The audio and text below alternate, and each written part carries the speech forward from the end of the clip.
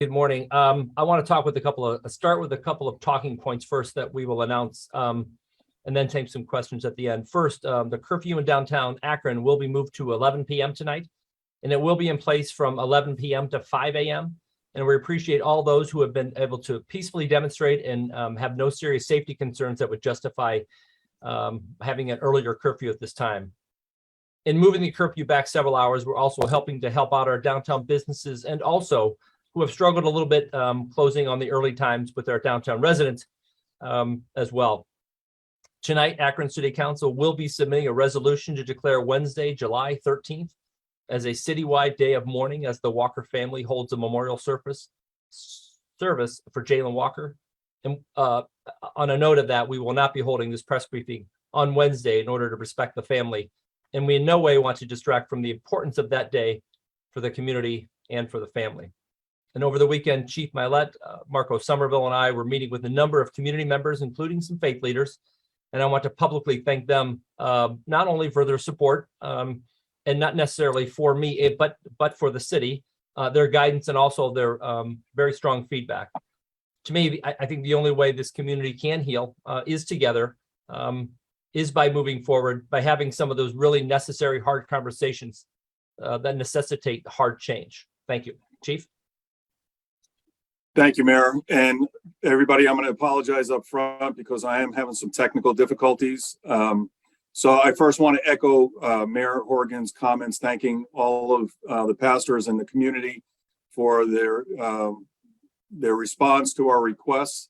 As an update on demonstrations, I know there have been a lot of concerns about the community about a moving caravan of cars. And what I want to say is that so long as the participants are nonviolent, we are going to give them space. They have committed to us that they're not going to engage in violence. And everybody does have a constitutional right to protest and demonstrate. And folks, again, I'm sorry, I'm having some really serious technical difficulties because I'm getting a lot of voices coming onto this thing. So if I'm distracted, that's why. I do want to touch on some misinformation that's gone out into the public about our officers. There's misinformation that the officers who were involved in the shooting are currently on duty. That's not true. They've all been placed on administrative leave. Additionally, there's misinformation going out into the public about officers who have been accused of being involved in the shooting or in other events. When we put out misinformation, that actually tends to increase the level of tension. And I'm asking the public to please be mindful of that. Misinformation doesn't help the situation at all. BCI is doing their investigation, and we will do an internal investigation. At the conclusion of that, all information will be shared. So with that, I'm going to turn this back over to Stephanie. And in the meantime, I'm going to try to correct these technical issues. So. Thanks, Chief. So we'll go ahead and start with some questions then from media. This first one is going to be from David Nethers. He says, Jayland Walker's family will hold a press conference this afternoon addressing aggressive and violent tactics being used by police against demonstrators and an end to the city's effort to blame Jayland for the horrific and unjustified shooting that took his life. And third, calling for all curfews to be lifted. Mayor, could we start with you? If you could address these statements that we're expecting from the Walker family this afternoon. Yeah, thanks, Dave. Let me go to number 2 first. And in none of these is there any intent to shift blame or to do anything like that. So if that is coming across from a perspective to be able to do this, I sincerely apologize on behalf of the city to if they're feeling we're trying to blame it. That's not the case at all. I know there are a number of questions within there. I think I addressed the curfew part. And we talked about the peaceful demonstration, which most have been, but I can tell you that there has been property damage. There has been a roving caravan that does cause public safety concerns. There has been threats against myself, my family, and my home. Those are not going to be tolerated. I have no problem with a peaceful demonstration and to be able to talk about those things. We have reached out to a number of groups in talking with the Department of Justice, which is looking to facilitate a number of those things, and have always been ready and willing to meet to have those discussions too. So I hope I answered all three there, Dave. We'll kind of go from there. Chief, did you want to add anything to that? There's never been any intention or at all to vilify Jayland Walker. The man lost his life. The young man lost his life. We are very expressed tremendous condolences for the family and such, but we had a duty and responsibility to get information out into the public's hands on what happened. We tried to do so respectfully, and I think that information has been shared, but never to vilify Jayland Walker. Thanks, Chief. Our next question is from Athena Jones. She asks, can you give us an update on gun violence and shootings in the city since Walker was killed? Can you share the numbers regarding shootings this year so far compared to years past? And give us a sense of how serious or concerning gun violence is there this summer? How are police changing their approach, if they are? This is Athena Jones from CNN. Chief, we'll start with you. So I don't have the data in front of me, but we can certainly get it. Gun violence is a challenge in our city, as it is with many communities around the country. The proliferation of firearms, there seems to be a lack of conflict resolution skills, and it's leading to many young people losing their lives.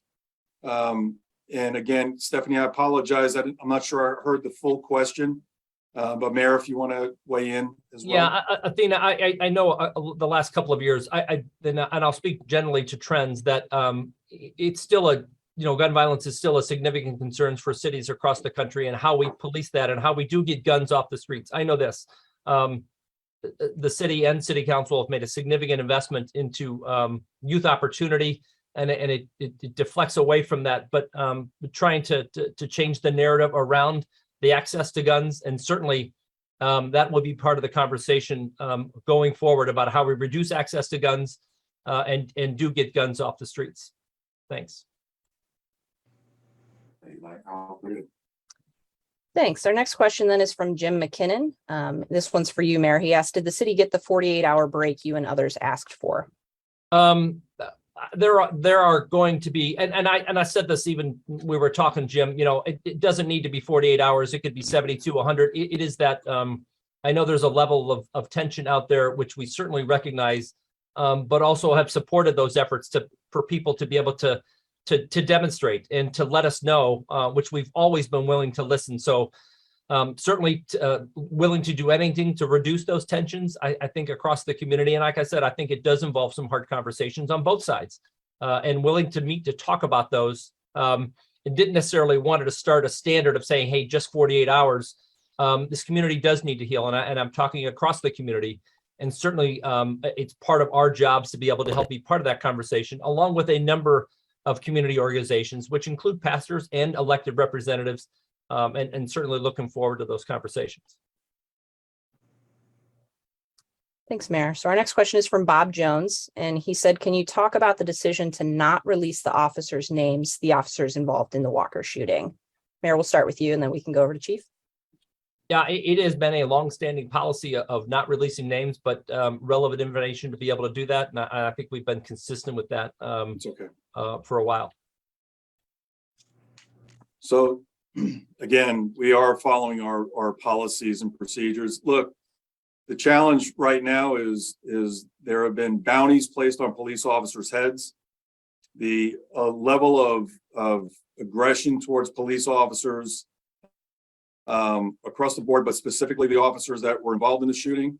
We have a duty to protect the community, to serve the community, but we also have a duty and responsibility to protect our officers and their families. And we're not going to release the names. They will be released at the conclusion of the investigation by the Attorney General, and after the grand jury has heard the case. But until then, out of an abundant caution for the officer's safety, we're not going to do that. In fact, Stephanie, we've had people threaten officers and identify officers with misinformation who weren't even there. And so you can, again, trying to put yourself in their position and their families. I know it's difficult. That's a large ask, but we're not going to release the names. Yeah, and just to follow up a little bit on that, Bob, in saying, in releasing some of the information about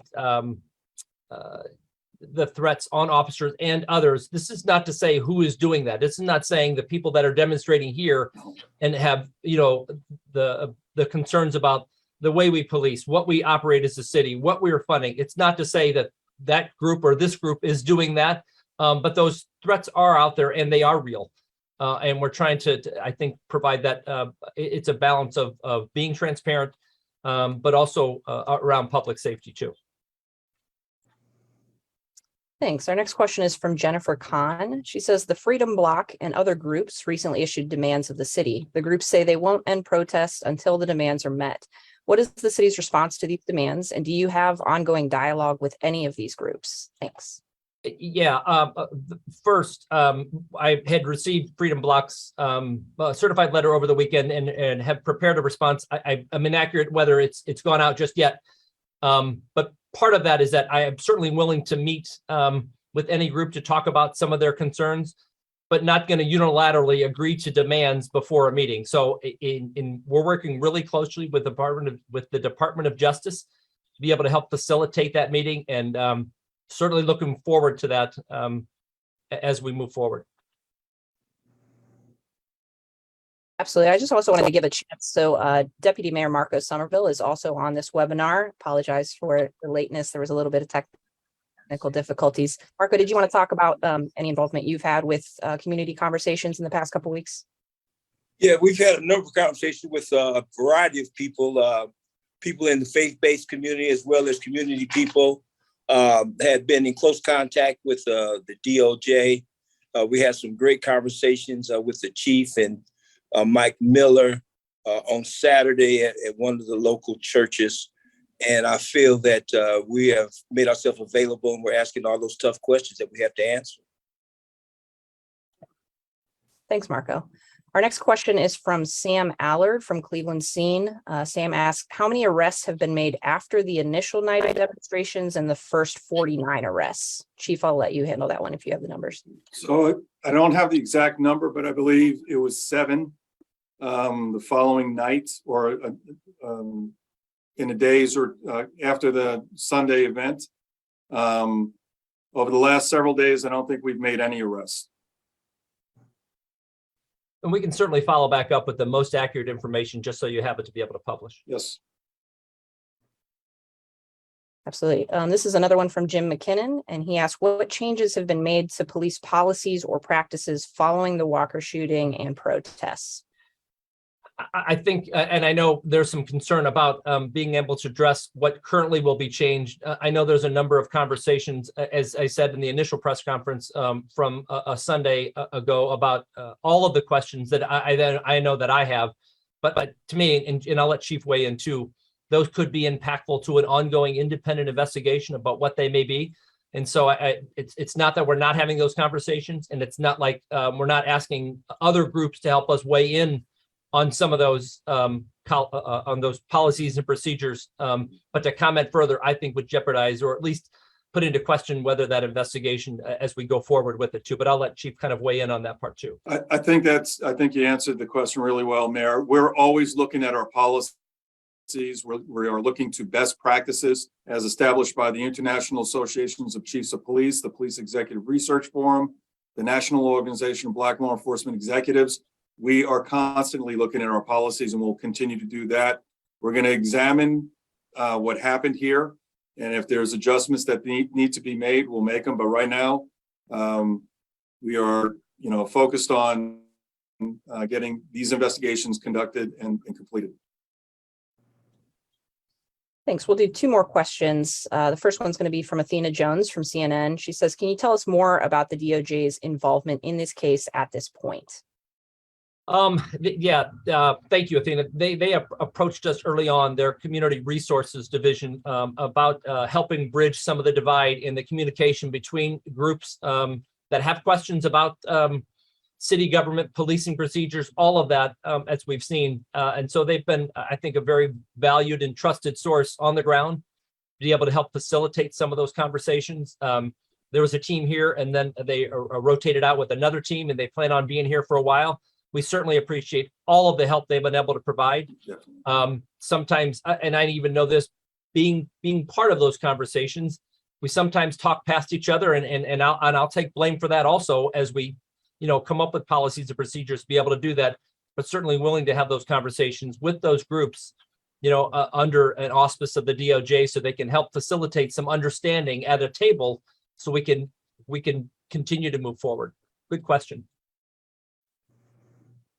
Thanks, Mayor. So this will be our last question. For any questions we didn't get to in the chat, I will follow up, or Lieutenant Miller, who is the Akron Police PIO, will follow up with you individually.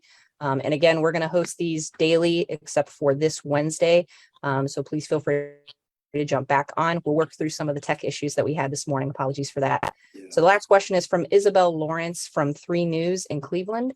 She says, over the weekend, Chief Milet released a statement about FBI information regarding violent extremists coming to Akron. What is the latest update on these supposed violent extremists coming into the Akron area? Chief, I'll let you go with that one. So the update, excuse me, I don't have an update from the FBI. The threats are still out there. And it's not only here in Akron, it's across the country. And we are working closely with the FBI, and they are keeping us informed. The threats still exist and they're credible. And we need to take precautions, not only as a police department, but as a community during, demonstrations. And again, folks, I apologize because I'm getting a lot of feedback and catch up from, I'm hearing the mayor's answer from 3 minutes ago as I'm trying to respond to this. So we will get past these technical issues and by tomorrow. All right. Well, listen, thank you. I appreciate everybody being able to join today. Obviously, we will see you tomorrow if you join back in. What I want to say, too, is that if a question didn't have the right information yet because we need to do a follow-up, please submit that to either Mike or Stephanie, or Lieutenant Miller or Stephanie, so we can get the most accurate information. We'll continue to do these briefings daily for the foreseeable future. We are committed to relaying the most timely, and I think the most importantly, the accurate information to both the press and the public. And apologies for the slight delay and some of the name misplacement on there, but we'll clean that up and make it better tomorrow. So thanks again, everybody.